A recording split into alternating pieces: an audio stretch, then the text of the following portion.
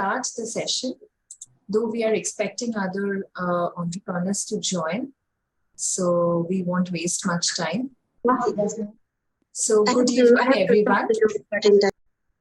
I'll request everyone to please mute, otherwise the echo is coming. Yeah. Good evening, everyone. I am Orina Borthon. I am part of Contact Base, which is a social enterprise. We are headquartered at Kolkata, and we have been working in sustainable development, rights of women, children, indigenous population for more than 2 decades. In the last 2 years, we have been working towards developing a solution support network, especially for the first generation women leaders and entrepreneurs. We are working towards strengthening their leadership and increasing their participation in the economy. And we have been able to develop a network of more than 250 women entrepreneurs across eastern and northeastern part of India, and around 100 mentors and experts guiding or hand-holding them. For the last 1 month, we are having these online sessions, which we also call as Mentoring Mondays, where experts in different domains, they connect and interact with the women entrepreneurs.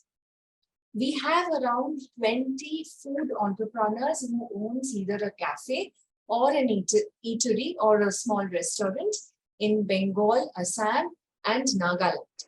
They have shared some of their common challenges of being a food entrepreneur, running a space, serving people. Listening to their challenges, we thought of introducing them to a food entrepreneur who is now a big name in the sector of food. But once upon a time, he too was very new to this sector and has explored since. Today, we have with us a celebrated food entrepreneur, Mr. Anindya Palit. Welcome, sir. Welcome to our session today. I'll give a very brief introduction. So, Mr. Palit, along with his 2 business partners, they started Severit's Hospitality Private Limited 25 years ago. He is the owner of 6 Paliganj Place that has been serving authentic Bengali food for years. As a food entrepreneur, starting from scratch, what has been his experience, what did he learn, and what are his suggestions to the next generation of food entrepreneurs? We will be listening to that story today. So we are very happy and proud to have Mr. Palit with us. This session will be moderated by my senior colleague, Mr. Jamil Akhtar, who has been working for around 28 years in sales and marketing. And he will be taking up questions. He will be moderating the session. So over to you, Jamilda, and a very warm welcome to Mr. Anindya Palit and to all our women entrepreneurs who are joining from different regions of different different districts of West Bengal, Assam, and Nagaland. So welcome to all of you, and over to you, Jamil. Yeah. So good evening, everyone. Good evening, Anindya.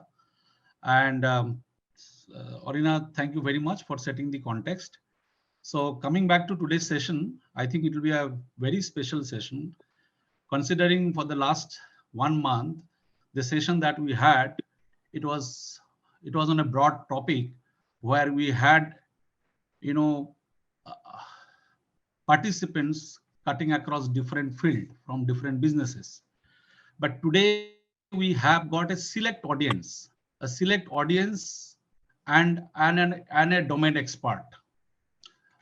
This is something that we thought of, that we will connect our network of entrepreneurs who want to scale it up in the next level and want to grow it big with the domain expert. And today I'm very happy that today we have someone who started of 25 years back with a catering service called Savorites, and a restaurant, a specialty Bengali restaurant called Baliganj, 6 Baliganj Place. And from there, today it's a big name in the food world. They have not only built established a brand in Kolkata and in some other parts of the state, they have taken it beyond the geography of Bengal. So, and apart from, and they have created different models. Like, for example, very recently, in the few years back, they started something called Baligan's Thali, which is more like a kiosk. They also have ventured into uh, Chinese food with their restaurant called Wal. So today we have got a very successful entrepreneur who have made it big. As far as Kolkata is concerned, Kolkata in the last 20 years have seen quite a few food entrepreneurs. Manjuan Chatterjee of Specialty Foods, which is a big name, mainland China, O Calcuttas of the world, is a listed company. We recently have seen Chowman and Oud also doing well. They are setting up their stores into other cities. And also in the QSR space, we have this Wow Momo, which has taken the country by storm. I mean, every now and then you will see in different places, in high streets, in malls, etc. You see this Wow Momo. So, but someone who started it very early, um, is someone like Anindya, uh, who has started way back in the late 90s. So we're going to hear his story. We all have a secret desire to open a restaurant or own a cafe. I personally also sometime in the year 2015 wanted to dabble into restaurant and cafes, and after 6 months I decided that this will not be my cup of tea. So I stepped back and joined back the corporate. On the face it looks very simple and easy. After all, it's a food business. We cook food every day, at our house. But this is far more difficult. Every day we see, a new restaurant, a new cafe pops up in our neighborhood. But we must also know that there are many restaurants and cafes that are also shutting down or changing hands. So there are many challenges. It's not that easy. One important thing that I came to know from someone, that why it is so challenging, this food retailing, is mainly because of three things. Your ingredients, raw materials, which is your fish, your chicken, your mutton, whatever you serve, these are all perishables. Then the food that you make, which needs to be served hot and fresh, this is also perishable. If you do not serve it well in time, it is going to make is not going to make any sense to the customers. But at the same time, both the things are perishable, but at the same time, everybody gets hungry at the same time. So that puts enormous pressure to the restaurant or the cafes. Everybody will have lunch between 12:30 to 3:30. Everybody will have dinner between 8:30 to 10:30.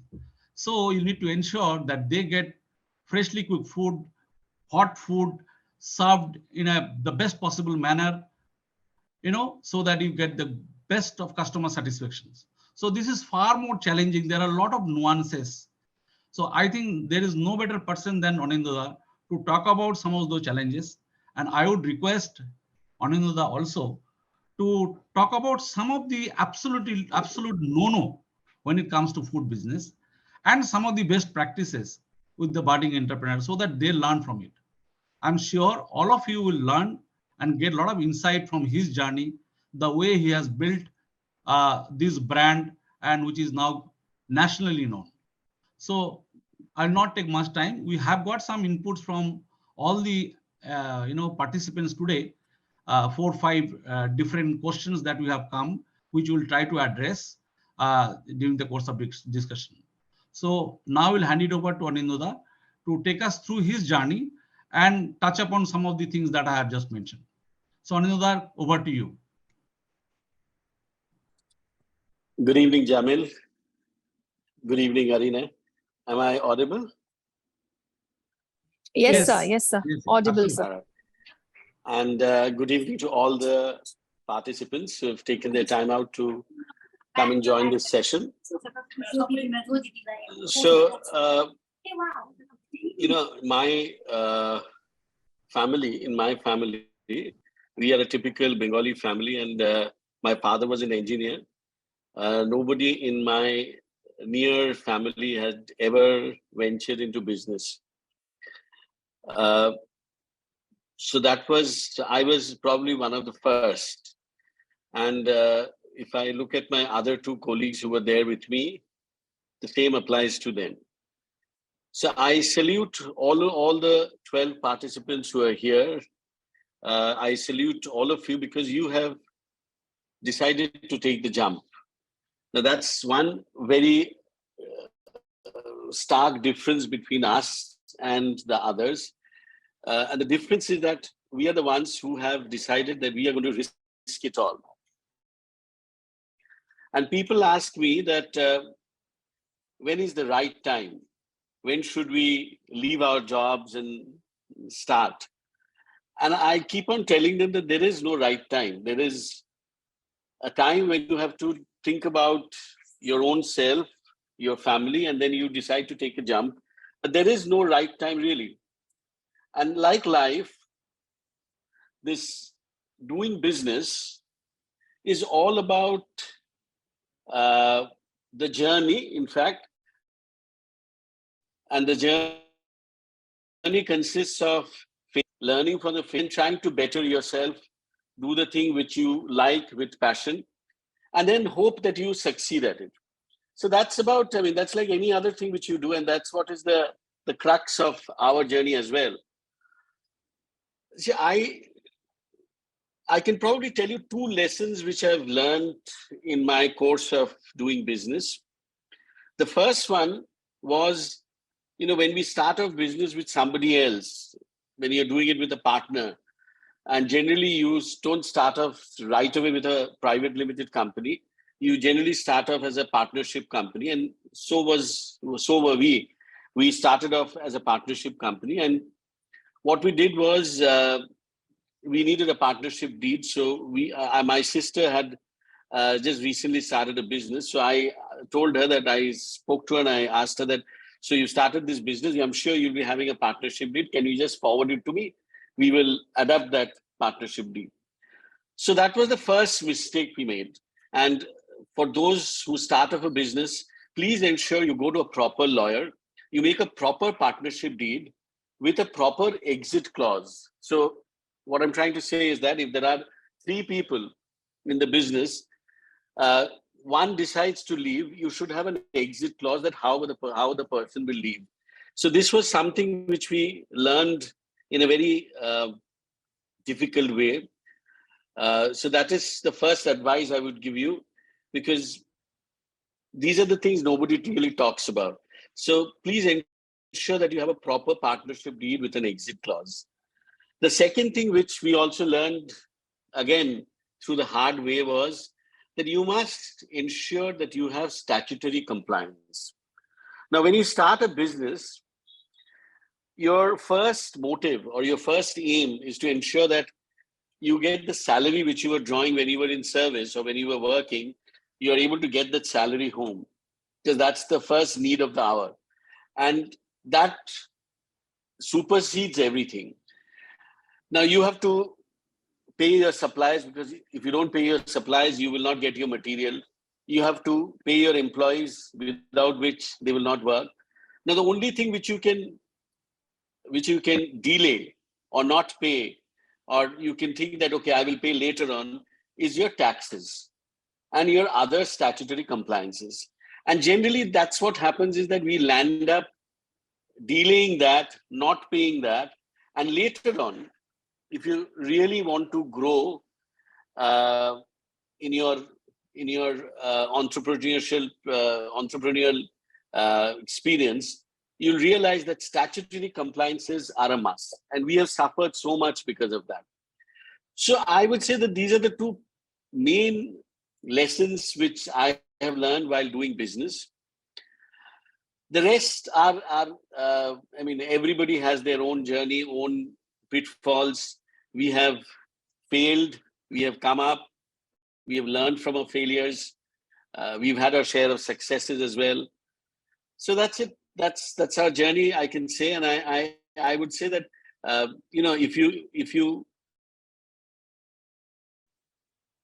if you like what you're doing, I'm sure you'll be able to succeed at it, as long as you stick on to it. Rightly, what Jamil very rightly said, restaurants have almost a 87% success or failure rate.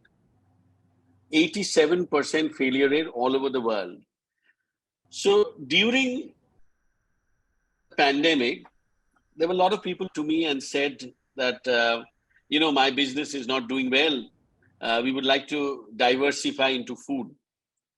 So I told them that, see, you should start a food business when you are comfortable, because you never know. A food business, if you're lucky, can hit off from day one. But generally, it takes time. Every food business, it takes a bit of time to pick up. And that's the time when you have to ensure that you have deep pockets to support that business. Because if you do not, then you land up into this vicious cycle wherein you try to cut corners. And if you try to cut corners, the quality falls. If the quality falls, your customers don't turn up. So it becomes a very vicious cycle wherein most of the people fall into the trap, and um, you can say they have difficulties in succeeding. So that's one very important lesson which you have to keep in mind, that the risk factor in opening a restaurant is quite a lot. But again, there are many people who have been successful in a very small way. They have started and they become very big, very successful. Not everybody has to be a Wow Momo or a mainland China. You can have a small cafe and you can eke out a very good living, have a satisfactory life, uh, run the cafe very well. It could be even a small roll shop for that matter. So whatever you do, it can be a success. And I don't know. I mean, I am open to other questions if there is any. Like any other business, the most important thing is quality, and we've always believed in that. Uh, if you ensure that the quality is maintained, some way or the other, your customers will start coming in. Once your customers starts coming in, then you have to see that you have to see whether you're making a profit or not. If you're not making profit, then you have to cut your costs. Most people, they make a big mistake in the food industry, is that they spend a lot in their decor and other things, but they don't invest in the manpower. Now you have to understand that there are two ways of doing a food business. One is, the items which is to be made, and you teach it to somebody, and you ensure that you teach it to that person who's going to deliver day in day out. You teach them well. So that's one way. The other way is, you do not know how to make that item, so you get somebody who's good enough to make that item well. Now that is where the difficult part arises, because that person may not come cheap. That person may come in and then that person may leave. So how do you ensure that that person is going to stay with you?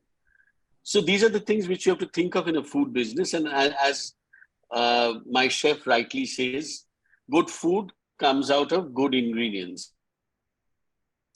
So you have to ensure that you get good ingredients, and you have the right person making it.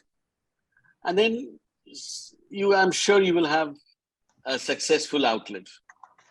Right, Jamil? Yeah, I think uh,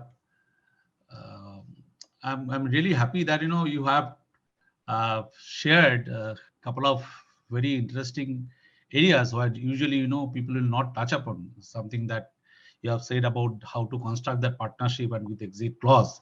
Maybe maybe you had a bad experience, and I think this is something, an insight for everyone. Another thing that you have mentioned is about the how to retain quality manpower in order to ensure that you have consistency in quality. And you should have a good runway, because your business will not be successful from day one. It will take time to pick up, and when the business is low, chances are there you might cut corners. So I think that's the caution that you have already given to everyone. Now, Anindya, if you can quickly tell us little bit, because some of the mm, uh, the participants here are from Nagaland and Assam. They may not be familiar with Baliganj, Six Baliganj, the restaurant, and the different models that you have. So if you can just quickly tell them that how you started and how you created that brand. Now your brand has gone into different places. What are the things that you have kept in your mind, apart from ensuring the good quality, ensuring that you have a good chef, you have good team, etc.? How you have ensured that, making that particular place a very successful one. Today, Baliganj, Six Baliganj is there in Bangalore also. We all know that. But Six Baliganj started from Six Baliganj. So in the beginning, how you actually, created the name? Because many of our entrepreneurs here will be starting with their first outlet. So how do they really make that outlet count? Uh, so if you can tell us something about that. And then I have few questions which you have got. I'll try to pose those questions to you, and then we'll open up the forum so that our participant can actually ask those questions.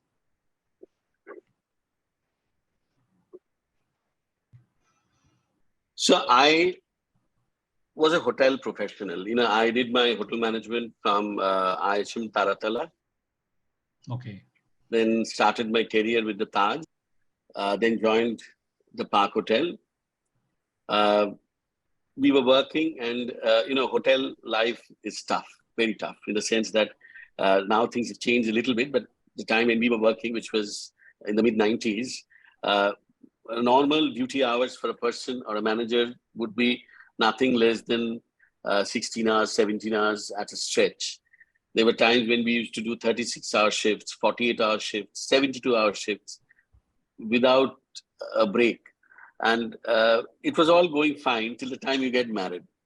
Once you get married, you realize that either you have to strike a balance between your married life and your work. And that is the time when you really when I started thinking that shouldn't I think of something else, something which does not take away so much of my time? That's the time when I met Shushanto. Shushanto was my batchmate in college. He was the chef in charge of the Oriental restaurant at the park called Zen. So I met Shushanto, and then I met another another gentleman who went on to become my partner. His name was Mr. Ramani. He was 2 years senior to ours from IHM Chennai, and he had joined as the sales manager.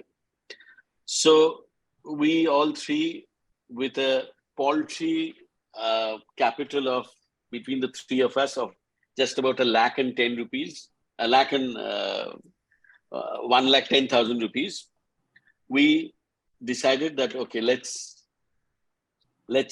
do it. Let's start our entrepreneurship, our entrepreneurial, venture. We didn't have the money to start up a restaurant. Because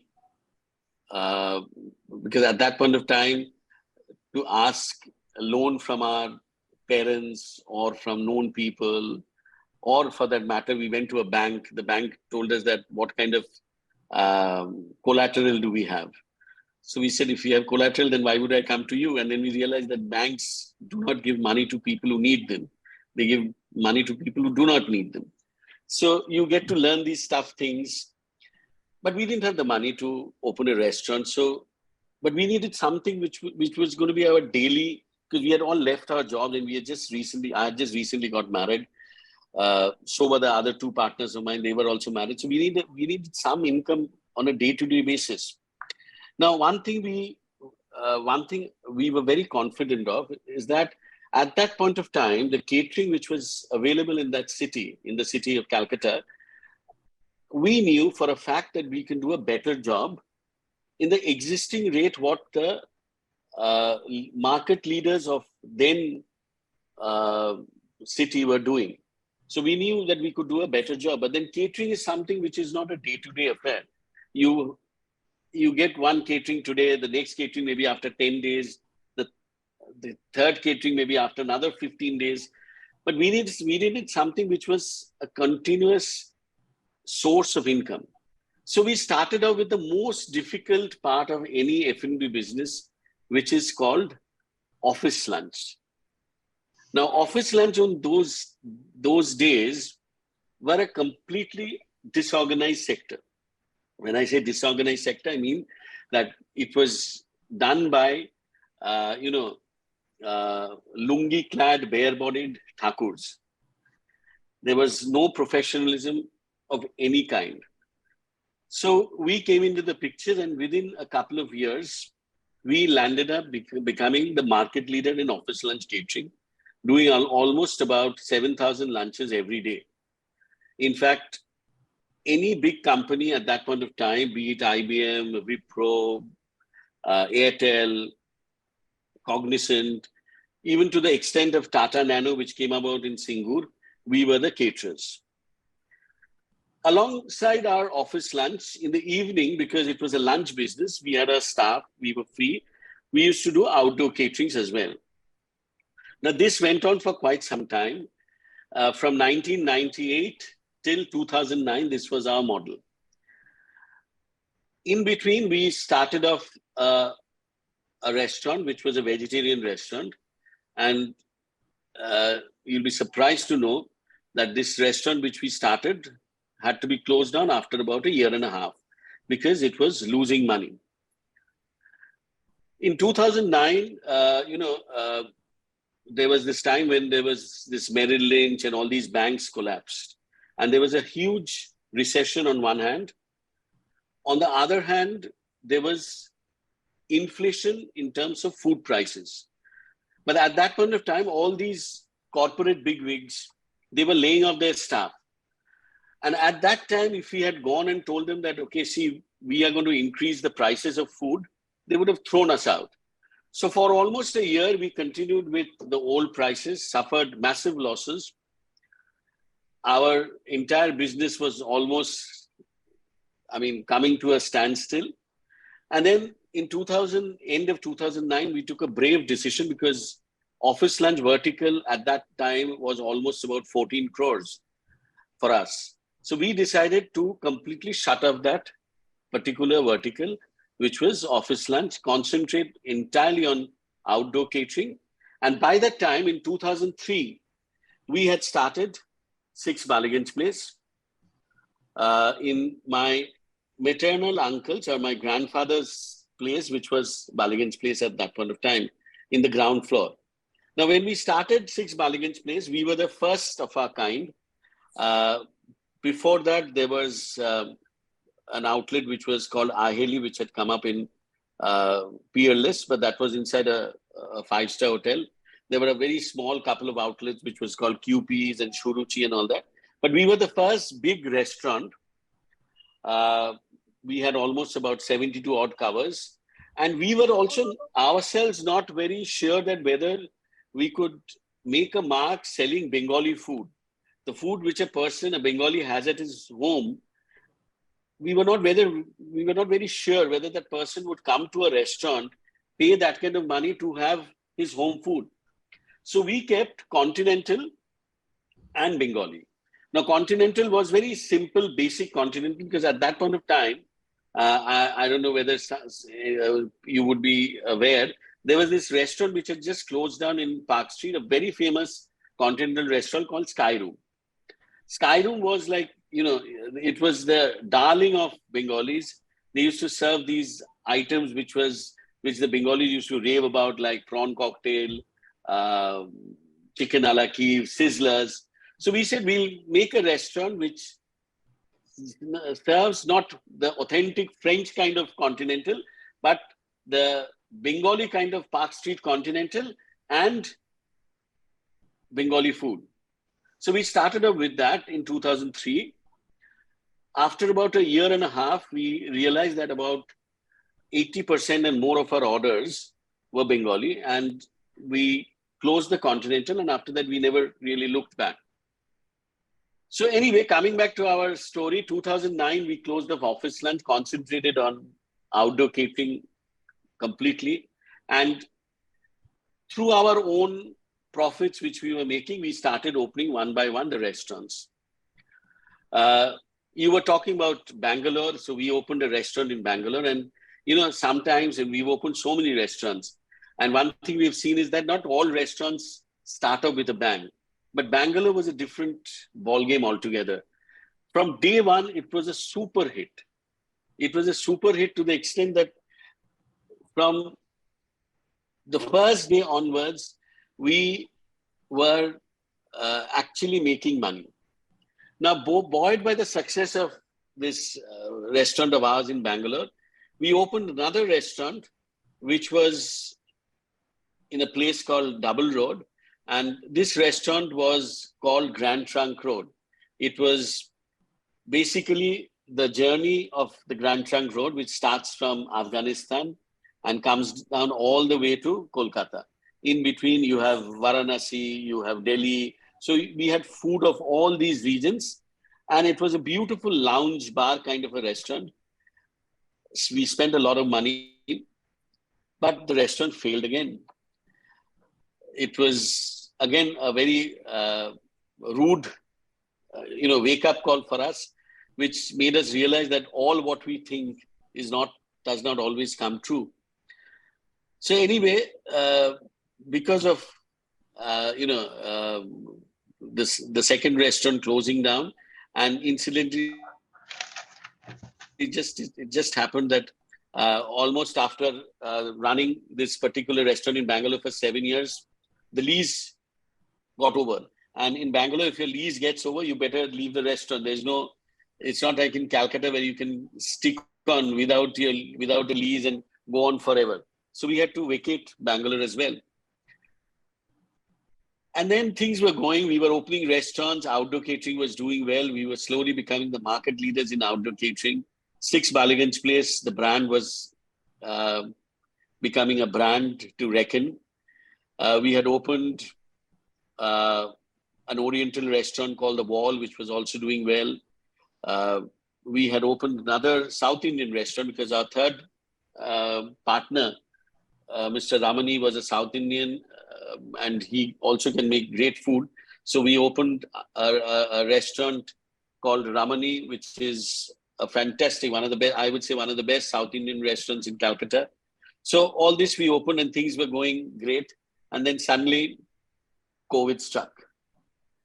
We had about 675 employees at that point of time. Huge, rental outflow for various places we had taken on rent at malls, at other places, huge salary bills, and everything came to a grinding halt. And before we could realize, in the first 3 months, all what we had saved was wiped off. In 3 months' time, just to pay the salaries, the rents and all that, we realized in the first 3 months only before we could, because every month we were thinking, somebody was saying that come June, the sun will come up, the heat will kill the COVID virus. Everybody was coming up with a theory and we were believing for the best, hoping for the best. And before we knew it, we were almost bankrupt. Now, we had these staff who were with us for ages, who had been with us for 15 years, 20 years. What do we do with them? Do we tell them that, okay, now you fend on your own, and we fend on our own as well? So it was a very, very difficult situation for us. But, as they say that sometimes necessity is the mother of invention. And for us, that happened. And we realized that dining in, that is people going and eating at a place, was becoming negligible. But what was still going on was takeaways or packed food. So we decided to invest our time, money, energy in ensuring or seeing how best can we develop this packed food. So we went to the Indian Institute of Packaging. We spoke to a number of people. And finally, we contacted this gentleman called Dr. Saha, who was the director of Indian Institute of Packaging based in Mumbai, who had just retired. So we met this gentleman and said that, sir, kindly give us some idea about how can we increase the shelf life of our food without spoiling the taste. Because by that time, we had realized a couple of things, that if you want to increase the shelf life of a particular item, then you have to kill the germ which spoils the item, the bacteria which spoils the item. Now, to kill the bacteria which spoils the item, there are two ways. Either you freeze it and kill it, or you heat it and kill it. By freezing and killing it is one way. By heating it and killing it is called through retort packaging, which if you see ITZ has a brand called Kitchens of India or MTR for that matter, where you have these aluminium kind of pouches, or you would say previously there used to be this tinned soup and all, Campbell soup and all that, which used to be tinned stuff. So basically, which is where you heat the item to such temperature that the bacteria dies, or you freeze it to such a temperature that the bacteria dies. But in doing both of these extreme processes, the food structure changes and the taste of the food changes. So anyway, so we consulted with this gentleman and we came out with a packaging which was called modified atmospheric packaging, called MAP. And we adopted this technology and we opened various stores. We started with our own stores, and today we have 17 of these stores, both franchisee and our own. These are called 6 Baliganj Place Takeaway, where the Bengali food can stay and be preserved in a cold chain, not frozen, but in a cold chain for as much as 20 to 25 days. So, this particular necessity of takeaway opened another vista for us. And then, of course, touch wood, COVID passed, we also survived. Now we are looking at further expansion plans, going to various cities, maybe because Bengali food is a very strong cuisine. And there are a lot of Bengalis all over the world. So the sky is the limit for us if we are able to continue with our entrepreneurial surge. And let's hope for the best. Yeah, I think it's a fascinating journey. We don't get to see the challenges and the difficulties that we have faced. We only get to see that how good Six Baligans is doing. But you also had fair share of failures, which you have very frankly told us, and I am sure all of us will learn from that. So far, whatever you have said, if I can summarize, that food business is a risky one. You start this business when you have got ample money to support. Don't compromise with quality. Don't cut corner. Another is that you need time to really grow and scale. It will not happen overnight unless you are absolutely one of the luckiest person. Another thing is that retain your core team, because it's very, very important that quality will come from that team that is going to make the products and make the food. That's another thing. So these are some of the things that you have told us, and of course the another important thing is that we see a lot of people invest a lot of money on decor and all styling, theme, etc. So don't do that. Focus on the core thing. So so these are some of the insight that I got apart from the fascinating journey that you had. Now I would request the participants here to ask questions. I have few questions. I'll definitely ask that to one another, but I want to give that opportunity to our participant if they can ask questions and if they want to know anything from him. Anyone? We have with us Anindita and Alan Jumla. If you have anything to add, also there are other entrepreneurs who are running their cafe and restaurants, please. Yeah, we have got 2 successful cafe owners, and they want to expand into into more number of outlets and maybe in different locations. So Anindita and Alang Jumla, if and we also have the cafe owner from Nagaland.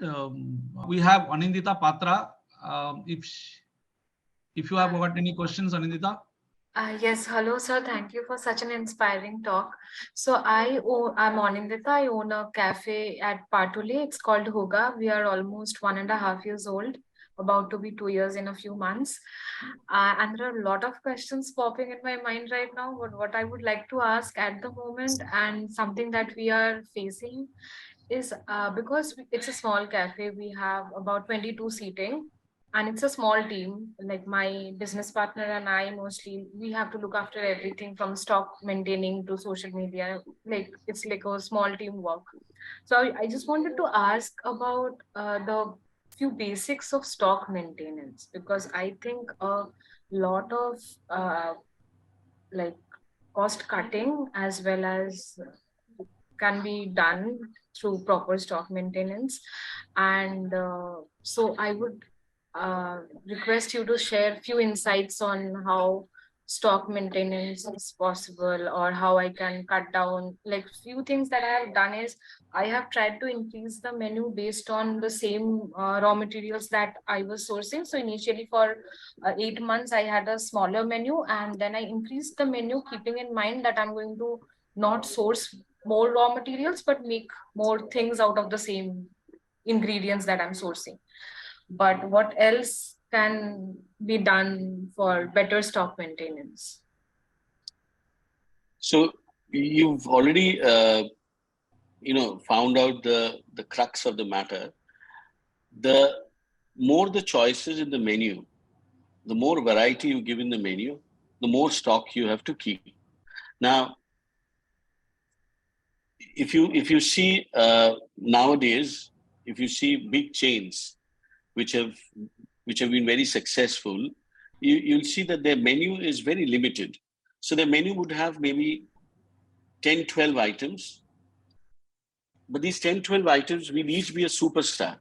So you will ensure that whatever items which is there is the ones which are actually selling. They are good, rather than having 20 items, and out of the 20 items maybe just 7 8 actually move, the rest do not move. So it's always better to keep a small menu, as you very rightly said. Within this particular band of ingredients, if you could have maybe a couple of more items, then it's well worth keeping it.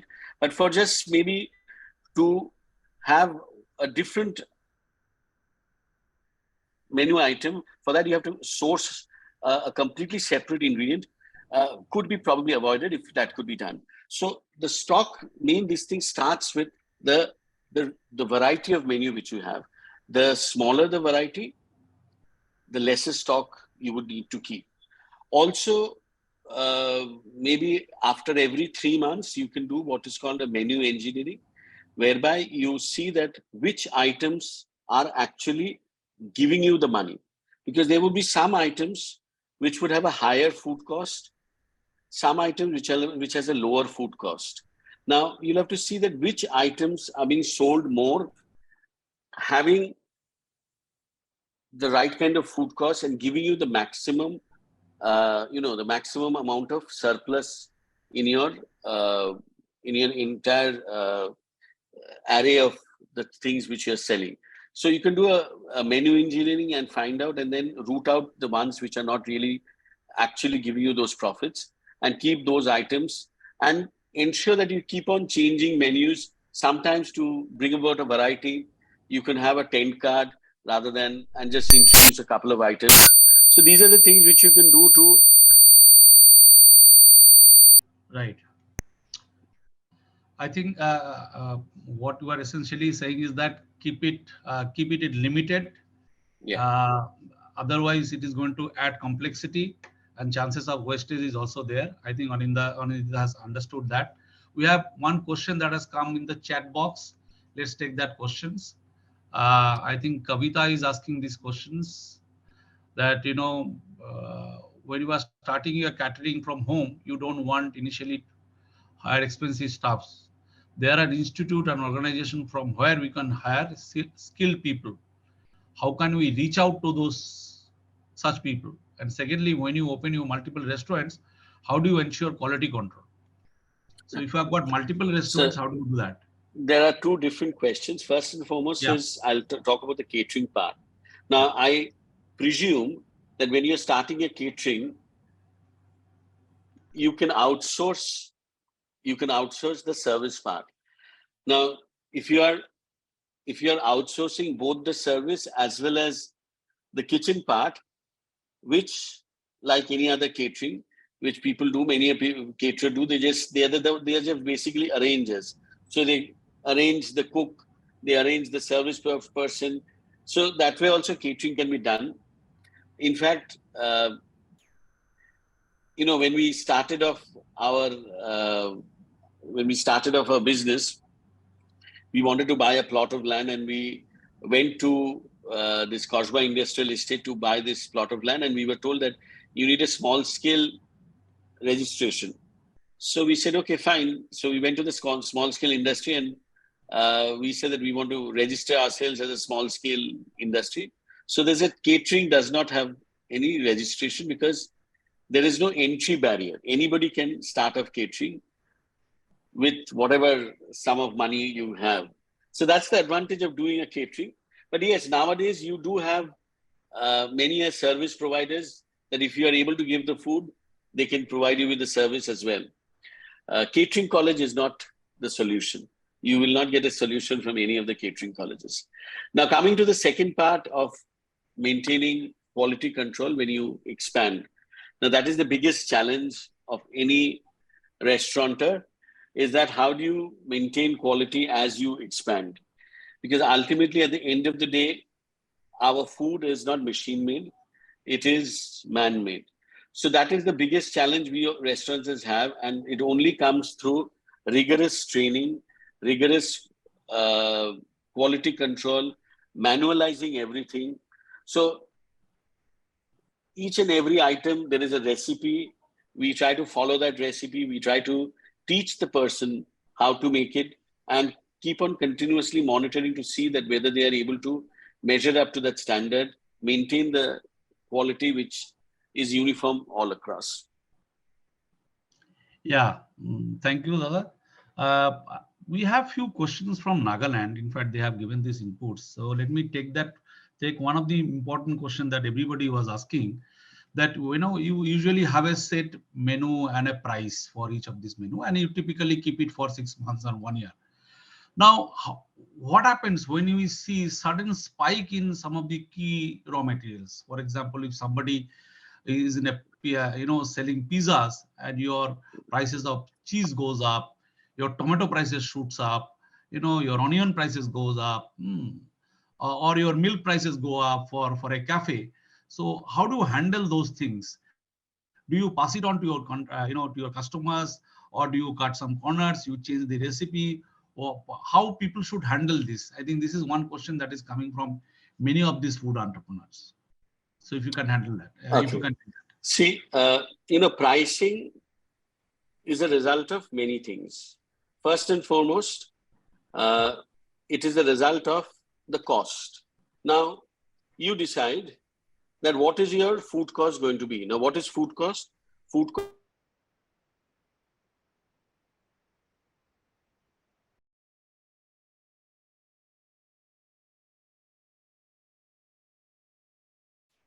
ingredients divided by the total sale into 100. That is the food cost. Now, generally, a restaurant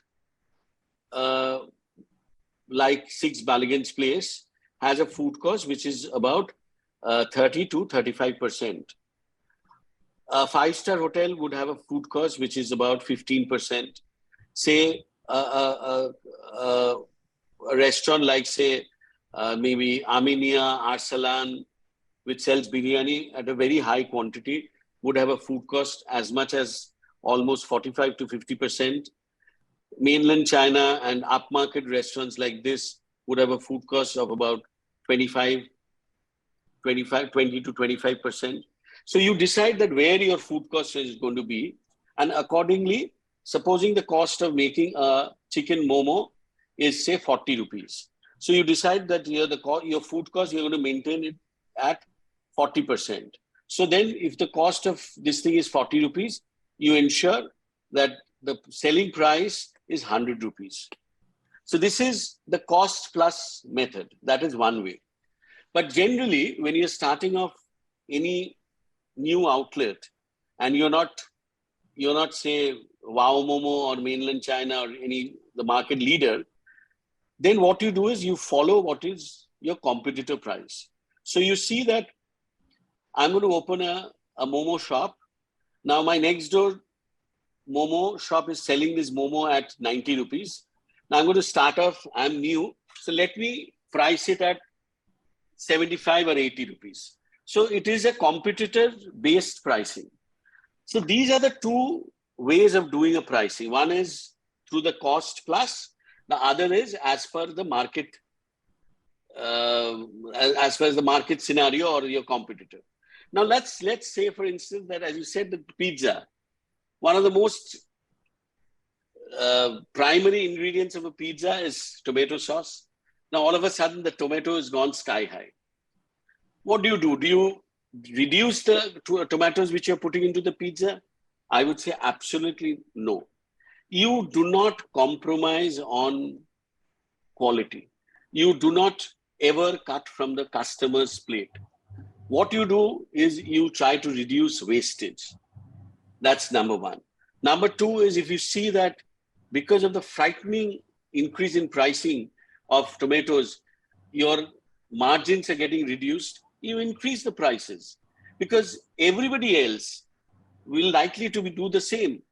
The person who's probably has the deepest pocket will probably increase it later.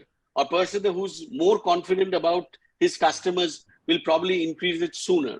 So depending upon you, you have to increase the prices, but never ever reduce the amount of tomato you're putting into the pizza because the tomato prices have gone up and compromise on quality. Because if you do that, you've already lost the battle. Because a person comes to a restaurant ultimately at the end of the day for getting a good quality pizza, not for anything else. Right. Wonderful. So there is no scope of cutting corners when it comes to the quality. We'll have to look for other alternatives to reduce the cost. So that's the message that is coming from Anindya. There is one question from Chinmoyi. In fact, I have that similar questions. She is asking that how it is different when you started, and if somebody wants to start it now. Here, I would like to add, Mr. Palit, what we are seeing that in the last, say, 3-4 years, because of the technology, there is a new ecosystem that got created, which is these food delivery apps. And because of that, we see a lot of new things coming up, like cloud kitchens, like your takeaways, etc. But at the same time, these food delivery apps, etc., they are charging 30 to 35%, margin. Under these circumstances, in one way they are good for your business because they are giving you business, they are bringing more customers. At the same time, they are taking out your precious margin. So how do you handle, especially someone who is coming new into this business? So when we started our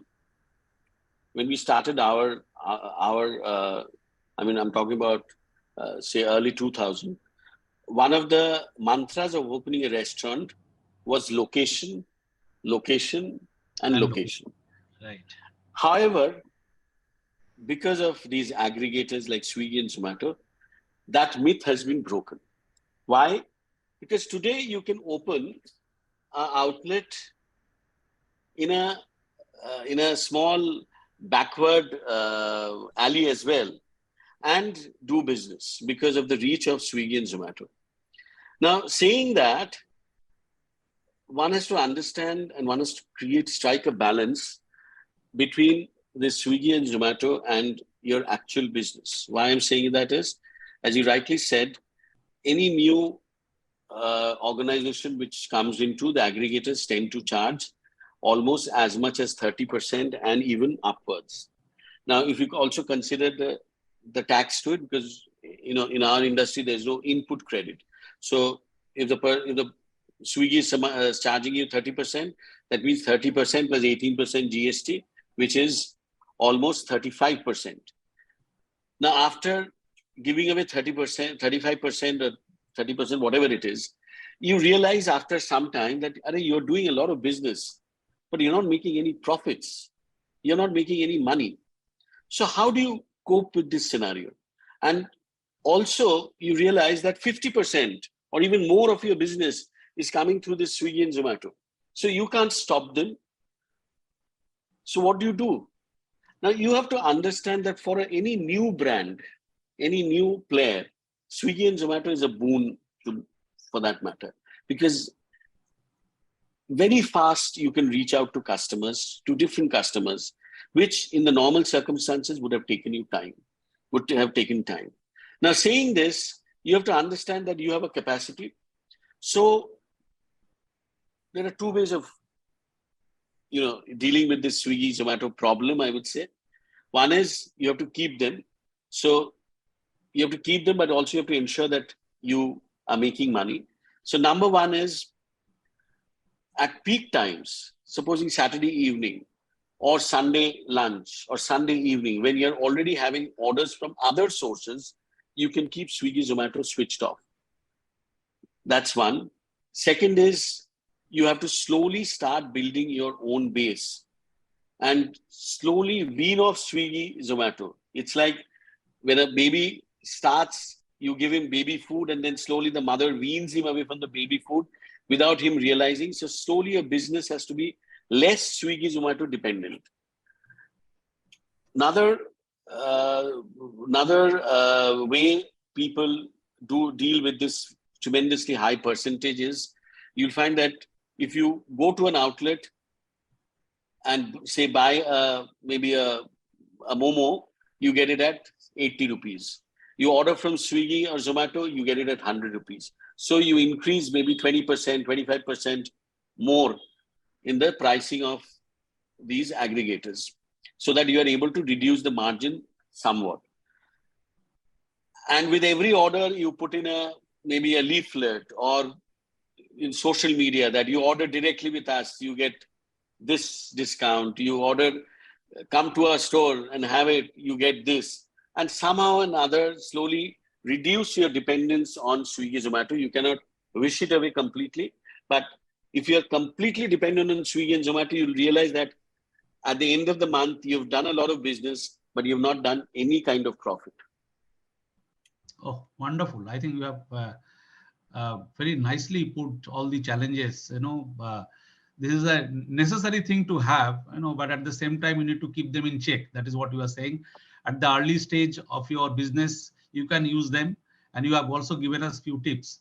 We have one question, I think Alam Jumla Jamir from Nagaland. She is trying to ask one question. So Alam, if you can ask the question. Yes. Hi, good evening.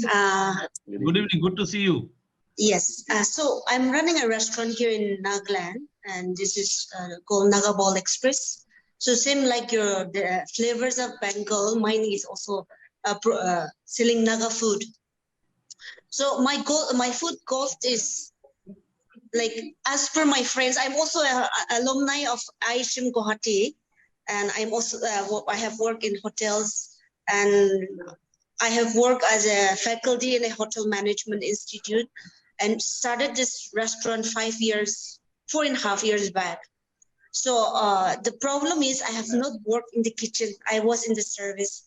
So I wanted to know, like, as per friends, people, like, your food cost should not grow 35% or like certain percentage. But me, I am finding it difficult since my restaurant, for the last 4.5 years, my food cost is almost 40%, because the food items are very reasonably priced. It's not like a fine dining, but more or less like a very fast moving item food.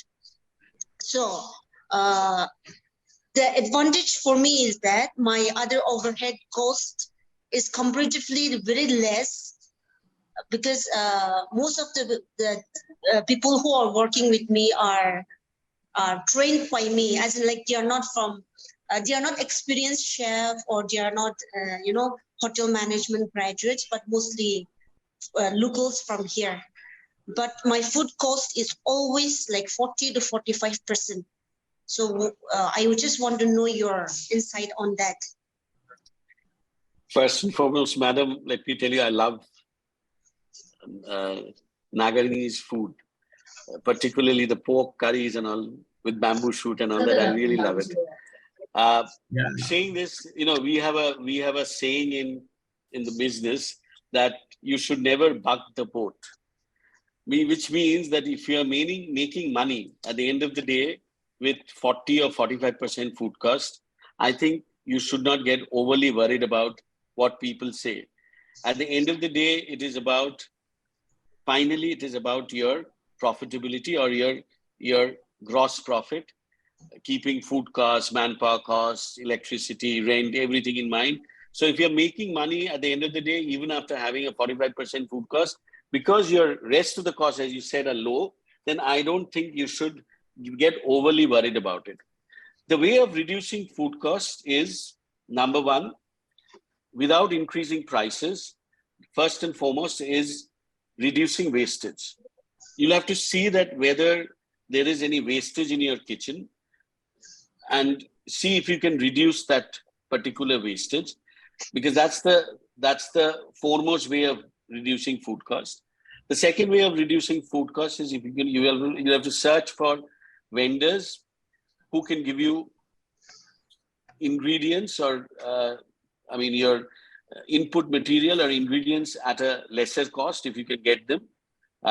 Since it's a restaurant business, you can probably give them better payment terms and see if you can reduce your cost of materials.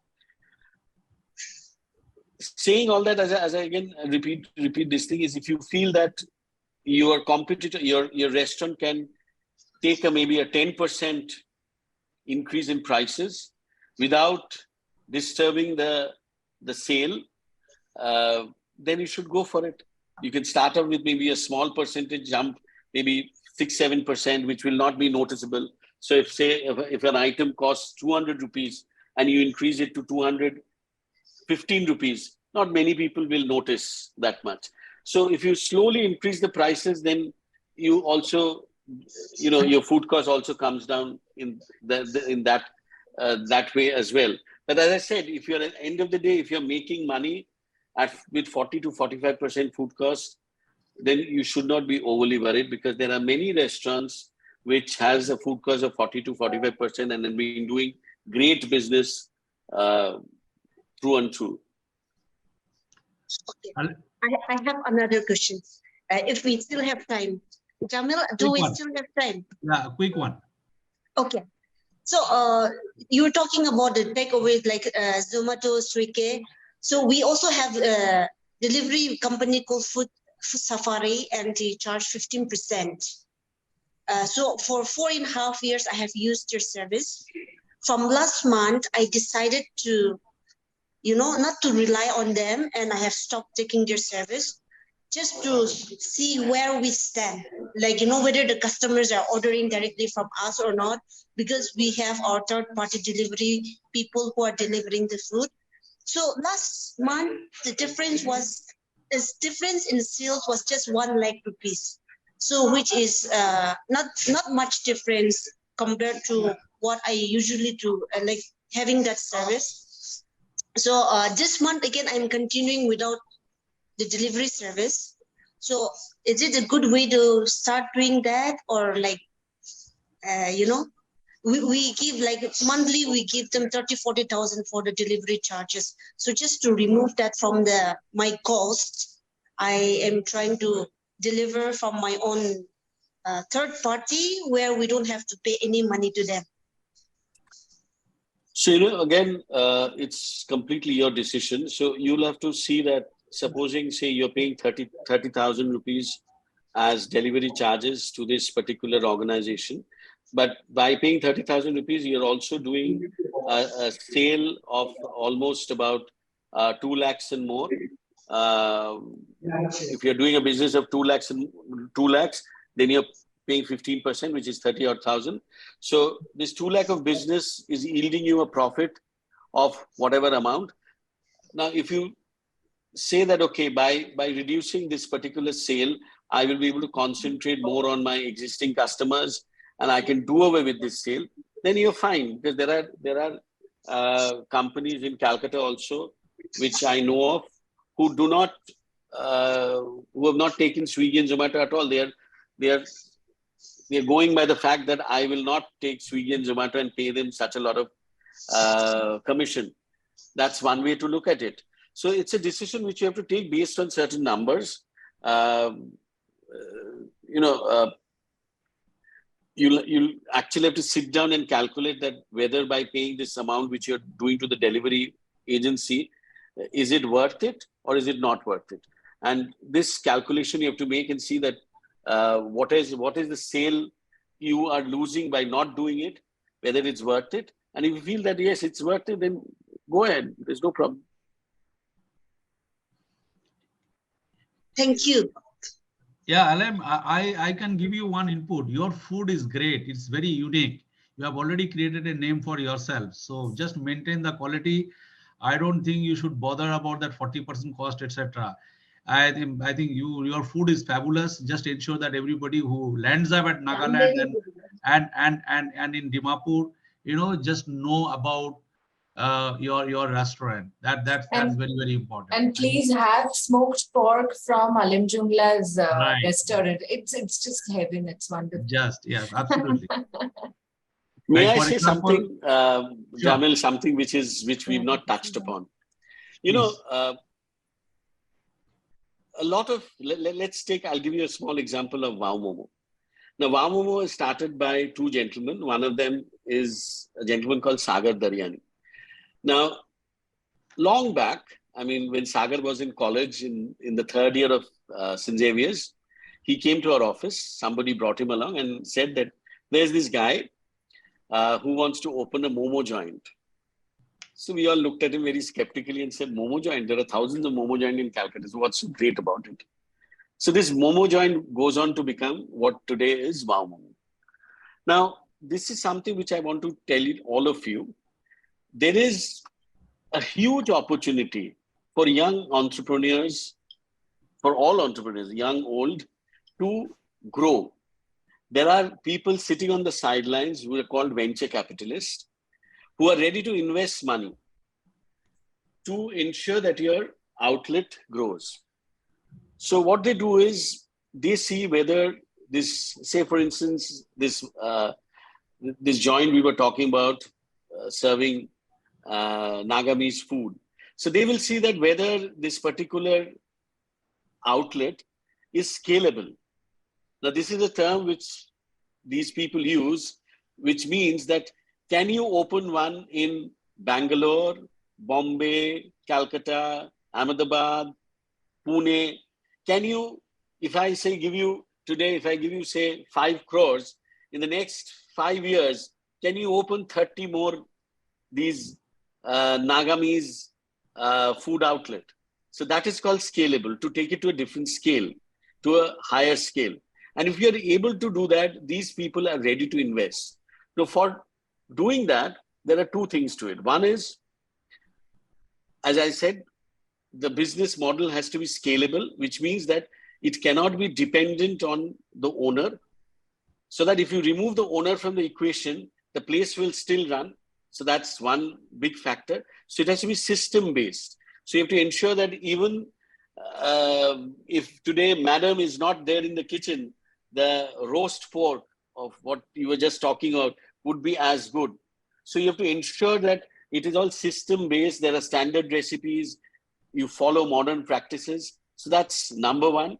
And number two, that you are meeting all statutory compliances. There are very, very small companies who have got huge amounts of funding. And you will be surprised to know the kind of funding which people have got. And they've scaled it up to enormous proportions.